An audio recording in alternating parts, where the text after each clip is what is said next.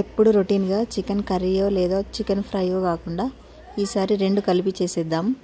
ఇక్కడ నేను టమాటోలు, ఒక ఆనియన్, ఒక 2 పచ్చిమిర్చి, కొత్తిమీర, పుదీనా మిక్స్ చేసుకున్నాను. తర్వాత చికెన్లో తగినంత కారం తీసుకున్నా.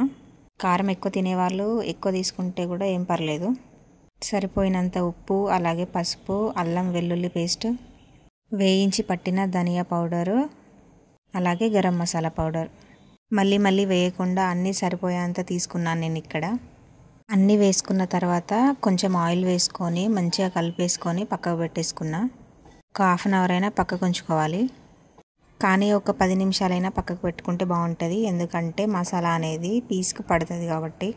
నేనైతే ఒక హాఫ్ అన్ అవర్ దాకా పక్కన పెట్టేసుకున్నా. ఇంకా తర్వాత నెక్స్ట్ ఫ్రై కోసం కొన్ని పీసెస్ పక్కన పెట్టుకున్నాను నేను. కర్రీలోకి కొన్ని పక్కన పెట్టుకున్నా.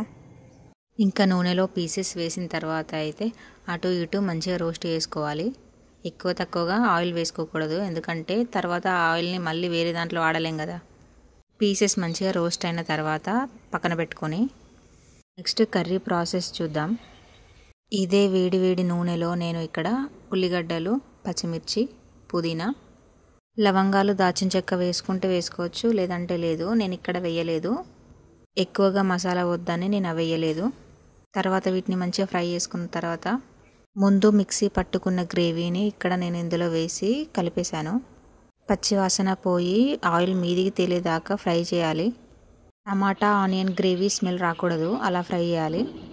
నెక్స్ట్ కర్రీ కోసం పక్కకు పెట్టుకున్న పీసెస్ని ఇందులో వేసి మొత్తం కలిపేసుకొని ఒక 5 నిమిషాలు పక్కన పెట్టేసుకోవాలి. ఇక్కడ వాటర్ పోయకుండానే చికెన్ని కుక్ చేశాను నేను.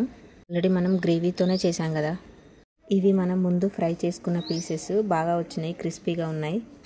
ఇంకా కర్రీ విషయానికి వస్తే కర్రీ కూడా ఆల్మోస్ట్ అయిపోయింది. మనం ముందే అన్ని మసాలాలు వేసుకున్నాం కాబట్టి ఏది వేయాల్సిన అవసరం లేదు, కొత్తిమీర చల్లుకుంటే సరిపోతుంది. ఇంకా వేడి అన్నంలో ఇలా తింటే చాలా బాగుంటుంది టేస్ట్. ఒకసారి ట్రై చేయండి. మీరు మాత్రం అలా చూసి వెళ్ళిపోకుండా ఛానల్ సబ్స్క్రైబ్ చేసుకోండి.